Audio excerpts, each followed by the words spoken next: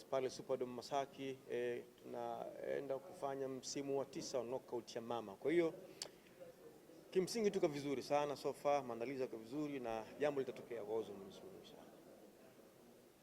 Kwa mikanda mitatu mikubwa inapiganiwa, labda ungeweza kwa sawa wa Tanzania kuhusiana hiyo mikanda na nini zaidi kitaongezeka kuhusiana na fight hiyo?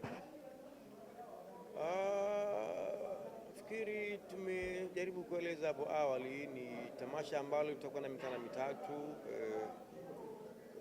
WBC International Silver kama tulivyoeleza na WBO vile vile.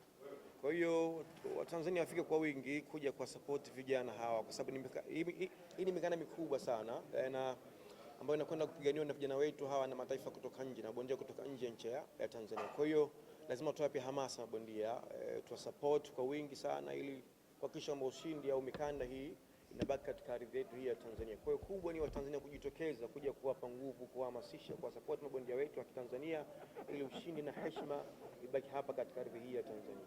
Labda wakumbushe tu Tanzania ni fight kubwa tatu ambazo zinaenda kupigania hiyo mikanda, majina yao au mabondia watakao shiriki mikanda ya mabondia watatu, yuko Ibrahim Mafia na Mchanja Yohana, wao watacheza hii WBC International Silver na WBO atakwenda kupigania Richard Mtangi. Kwa hiyo hao ni mabondia watatu ambao wao watakwenda kushiriki kupigania mikanda hiyo mitatu tarehe 30 siku ya Alhamis pale Superdome Masaki.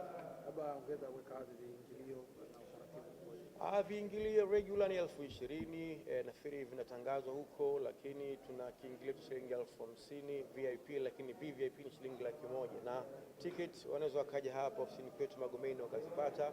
Ambao hawataweza kufika hapa basi wafike pale Superdome Masaki nje pale siku ya tukio, nafikiri watapata tiketi zao pale na wataweza kuingia ndani. Pamoja na yote, knockout ya mama huwa haiendi bure bure, hususan kwa wale mabondia watakaopata knockout wakishinda kwa ushindi wa knockout. Vipi msimu huu wa 9?